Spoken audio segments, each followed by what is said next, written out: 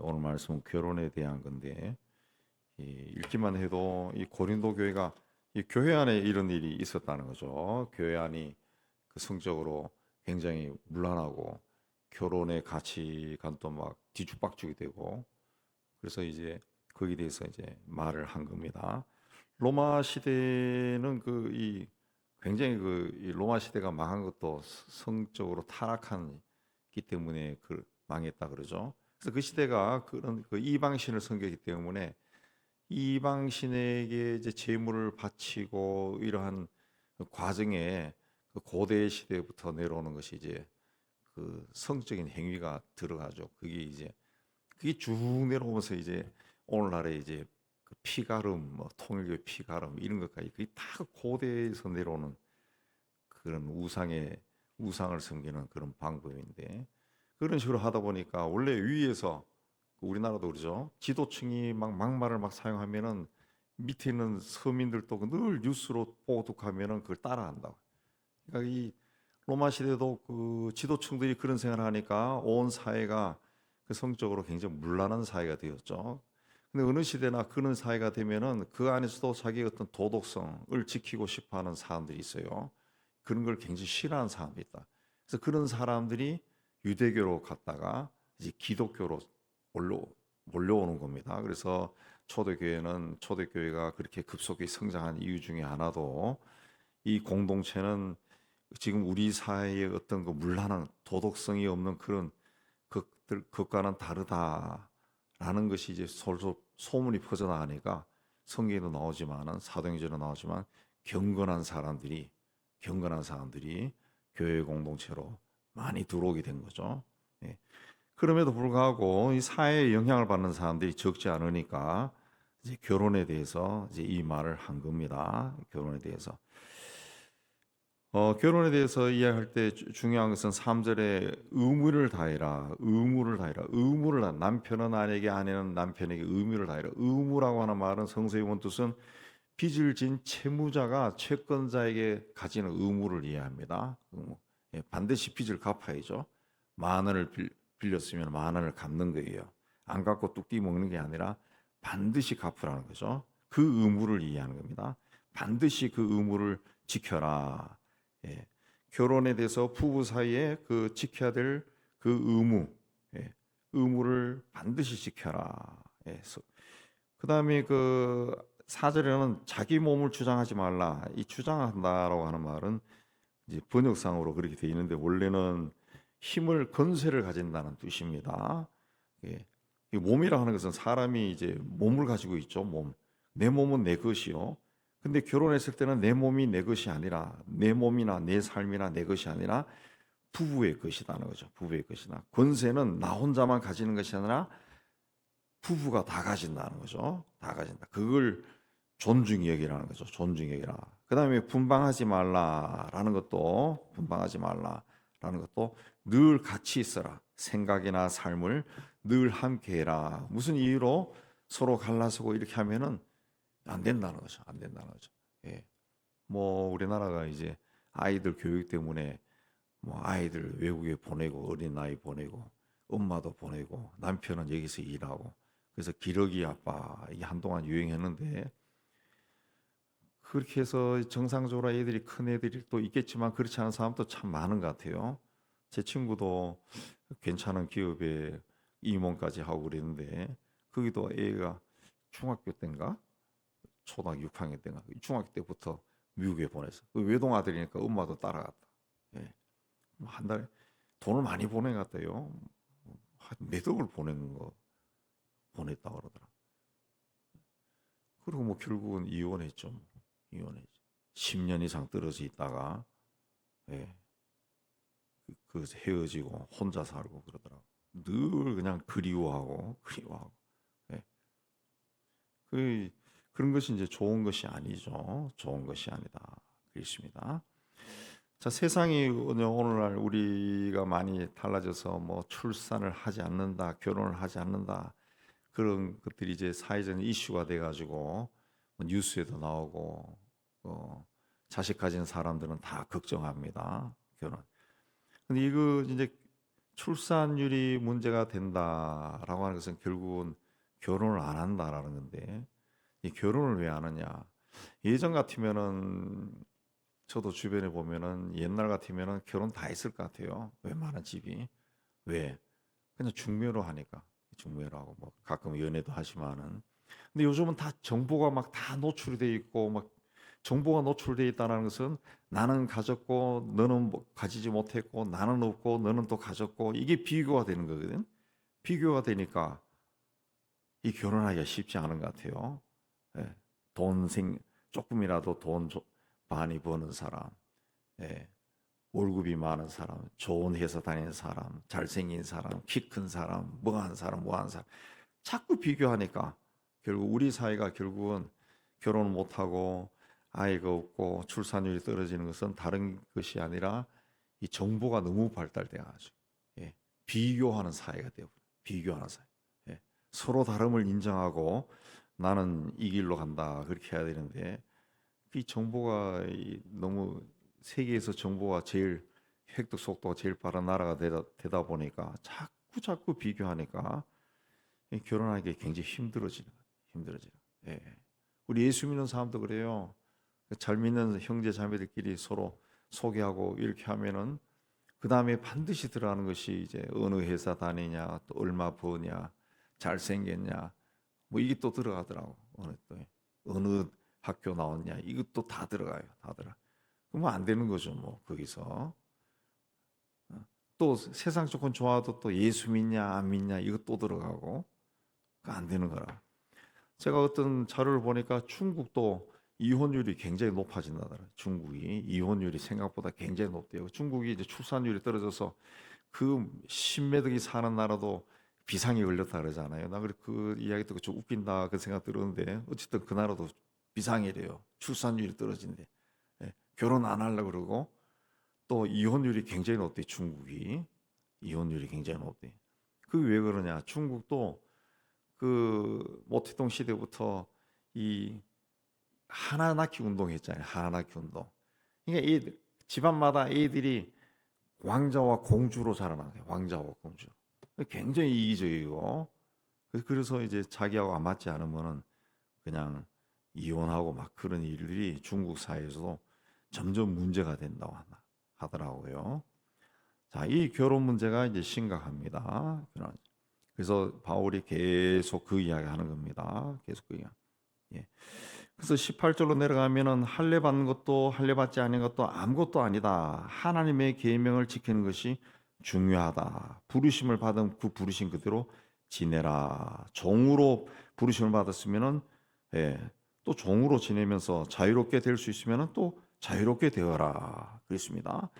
주님으로부터 부름을 받은 자라도 종이라 할지라도 주님 안에서는 자유인이다. 자유인이다. 그랬습니다. 그런 것 사회적인 제도에 얽매이지 말고 네가 부르심을 받은 그 부르심에 순종한 삶을 살아라. 예. 24절에도 부르심을 받은 그대로 하나님과 함께 가라. 자꾸 그게 인간적인 생각이 들어가고 이러쿵저러쿵 하지 말라. 하지 말라. 그랬습니다. 26절에도 임박한 환난으로 말미암아 사람이 그냥 지는 것이 좋으니라. 바울이 봤을 때는 로마 시대에도 물론 자기가 이제 부활하신 주님 또 만나고 또 자기가 받은 특별한 계시로 봐서 주님이 다시 오실 것이다 그런 확신이 있었겠죠. 또 사회적인 그런 어떤 여러 가지 돌아가면서 봤을 때도 이거는 망하기 직전의 사회라고 바울이 본 것 같아요. 그래서 바울뿐만 아니라 예수님의 제자들이 다 자기 세대 안에 주님이 오실 것이라고 다 믿었다 그러죠. 믿었다. 예. 자기 돌아가는 세상을 보니까 임박한 환난이니까 그냥 지내는 것이 좋지 않겠냐. 예. 주님이 곧 오실 것이다. 예. 그 이야기를 한 겁니다. 예. 그래서 우리 한때 지금 또 아마 그런 케이스가 있는 것 같은데 우리나라에 이제 선교에 대한 막 열풍이 막 불었어요. 열풍이 막 불고 그래서 막 아프리카 중동으로도 막 들어가고 그렇게 했는데 그러다 보니까 이 열심히 있는 사람들 특히 여자들이 그 현지인들하고 결혼하는 케이스들이 꽤 많았다 그럽니다. 아프리카 사람, 또 아랍 사람, 인도 사람이나 아랍 남자들은 그 굉장히 잘생겼거든요. 그 서구적인 측면에서 우리 동양 사람, 우리 한국 사람 보면은 그 사람이 어떻게 저렇게 생겼냐 그렇게 본답니다. 왜? 그냥 맨바닥이요. 맨바닥. 얼굴이 맨바닥에 눈, 코, 입 뚫어 놓은 것 같아. 저도 그 설명 들어봤는데 맨바닥에 뚫어 놓은 것 같아. 예. 판자 같다는 거죠. 얼굴이 판자 같다는 거, 납작하다는 거죠. 거기에 이렇게 조목조목 구멍을 뚫어 놓은 것 같다. 근데 그쪽 나라 사람들 보면 남자인 제가 보더라도 잘생겼거든요. 남자들도 막 눈이 크고 쌍꺼풀 있고 막 잘생겼어요. 잘생. 그러니까 거기 이제 들어가서 결혼하고 그런 사람들이 있는데 우리 터키에서 활동했던 우리 김 선교사도 그 이야기 하던데 그 선교사를 이야기 들어보면은 특히 예전에 공 선교사가 요르단에서 활동할 때 보면은 요르단에 그렇게 결혼해서 들어온 여자들이 많았대. 근데 결혼하면은 이 한국 국적이 소멸된답니다. 예. 근데 그 아랍 애들, 이슬람 애들은 아내를 4명까지 둘 수 있잖아요. 예. 대륙 한국에서 이제 뭐 노동자로 오고 뭐 해가지고 어찌어찌 결혼하고 아니면 그쪽에 선교사로 갔다가 어찌어찌 하다 결혼해가지고 살다가 보면은 그 아랍 애들이 그 겉으로 나타난 거는 다르게 그 폭력적이랍니다. 집안에서 아내들을 굉장히 이 많이 두들겨 패고 막 그런데 그 못 견디니까 또 이 무시를 많이 당한다는 거죠. 언어도 잘 못하지. 또 생긴 것도 한국에서는 이쁜지 몰라도 거기 가서는 비교하면 상대적으로 그렇지. 그러니까 많이 폭력을 당한다. 그래서 그 도망쳐 오는 애들이 있대요. 애들이 아니라 부인들이 예, 대사관으로 막 도망쳐 온대. 예. 근데 대사관에서는 그 사람을 어떻게 해줄 방법이 하나도 없대요. 왜? 국적이 없어요. 네. 국적이 요르단이요. 요르단. 또 이집트요. 국적이 없어요. 아무것도 없어요. 여권도 없어요. 그래서 보호를 못 한대. 거기서 내 나라 그러면 돌려줘야 된대. 돌려줘야 돼. 예. 그렇게 해서 그걸로 끝나는 것이 그걸로 끌려가는 것도 있고 그 심지어는 우리 선교사에 의하면은 그 집안에서 쫓겨난다. 쫓겨나가지고 거리를 떠도는 여자들도 있다. 한국 여자들이. 예. 거리를 떠돌고 그러다가 매춘으로 팔려가고 그런 사람들이 굉장히 많다는 거예요. 우리 예전에 공성교사님에 들으면 그 생각보다 굉장히 많다는 거예요. 굉장히 많다. 어. 그래서 그 자기는 그 한국 가면은 그 하지 말라고 이야기를 하고 싶다는 거죠. 절대로 해피한 결혼 생활이 안 된다고. 예. 그 한때는 그래서 불신자하고 결혼하는 것은 그 집안에 선교사로 들어간다. 뭐 그렇게 말하는 사람도 있었어요. 근데 여러분 또 경험해 보셨지만 안 믿는 사람하고 결혼해 가지고 그 집안에 선교사로 들어가서 자기가 선교 활동을 했는가요? 불가능하죠. 불가능합니다. 예. 믿는 사람하고 그것도 신실한 형제 자매하고 결혼했을 때 부부 사이의 그 대화라든가 삶의 가치관은 이게 그렇지 않은 사람하고 했을 때하고는 전혀 다르다고요. 삶의 질이 달라져요. 삶의 질이 달라. 예. 그래서 성경에서는 믿는 자와 멍해를 같이 하지 말라 그랬습니다. 예. 결혼해서 그 결혼 자체도 하나님이 기뻐하신 것이 돼야 돼. 하나님이 복을 주고 싶어 해야 되는데 결혼하자마자 한쪽이 믿지 않는 사람이고 그랬을 때 하나님 또 그 사람을 돌이키기 위해서 얼마나 힘이 들겠어요. 힘이 들겠어요. 네. 우리가 그 결혼이라고 하는 것도 그렇게 자꾸 쉽게 생각하는 것이 아니라 가장 중요한 것이 우리 그리스도인들이 가장 중요한 것이 그래도 믿는 사람을 찾아서 그걸 함께 교제하면서 결혼하고 예, 그런 것들을 좀 해야 됩니다. 그런 걸 해야죠. 그래서 요즘 같은 만나기 힘드니까 어떤 분이 몇 년 전에 그 이야기할 때 그 이야기다 우리 그리스도인들끼리 자꾸 어떤 그 미팅하는 그걸 자꾸 만들어 가지고 좀 만나게 하는 그런 그 어떤 시스템을 좀 만들어야 되지 않을까 그렇게 이야기하고 그런 것도 있더라고요. 예. 어쨌든 이 세상 것들은 다 지나간다는 거죠. 초점이 뭐냐? 32절에 나오지만 어찌하여 주를 기쁘시게 할까? 예, 어찌하여 주를 기쁘시게 할까? 네. 우리 인생 자체도 그러고 또 결혼도 그러고 살아가는 것 자체가 어떻게 하면 하나님을 기쁘시게 할까 이것이 대안이시네요. 거기에 자기 생각이 자꾸 섞이면은 자기가 하는 일에 합리화를 자꾸 시키면은 엉뚱한 길로 갈 수가 있어요. 예. 그럼 어찌 하면 하나님을 기쁘시게 할까 했을 때는 이 말씀의 바탕을 두고 해야 된다. 하나님이 하지 마라. 그럼 하지 않고 하나님을 기쁘시게 할까? 그래. 하나님이 하라 그러면 하면서 하나님을 기쁘시게 할까? 이렇게 해야지.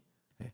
성경에는 그렇게 하지 말라 그랬는데 그렇게 하면서 하나님을 어떻게 나는 기쁘게 하려고 이렇게 했다. 그건 말이 안 되는 거죠. 거기에 대한 심는 대로 거두리라 한 말처럼 자기가 행한 일에 대해서 고통을 겪는 겁니다. 고통을 겪는 겁니다. 하나님께서는 태초에 남자와 여자를 만드셨어요. 그 만드신 이유가 생육하여 번성하여 땅에 충만하고 하나님이 지으신 세상을 다스리도록 하기 위해서 만드셨다. 그러면은 거기에 충실한 삶을 살아가는 것이 하나님의 뜻을 이루는 겁니다. 인간의 삶도 우리가 다 살아봤지만 어느 순간에 다 지나갑니다. 젊은 때도 지나가고 중년도 지나가고 노년도 지나가고 어느 순간에 내가 하나님 앞에 서 있을 겁니다. 서 있을 겁니다. 그때가 될 때까지 어떻게 하면은 내 지금 이 삶에서 나의 나이 여기에서 하나님을 기쁘시게 할까 늘 생각하면서 말씀 안에 든든히 세워져 가는 여러분 되시기를 주의 이름으로 축복합니다.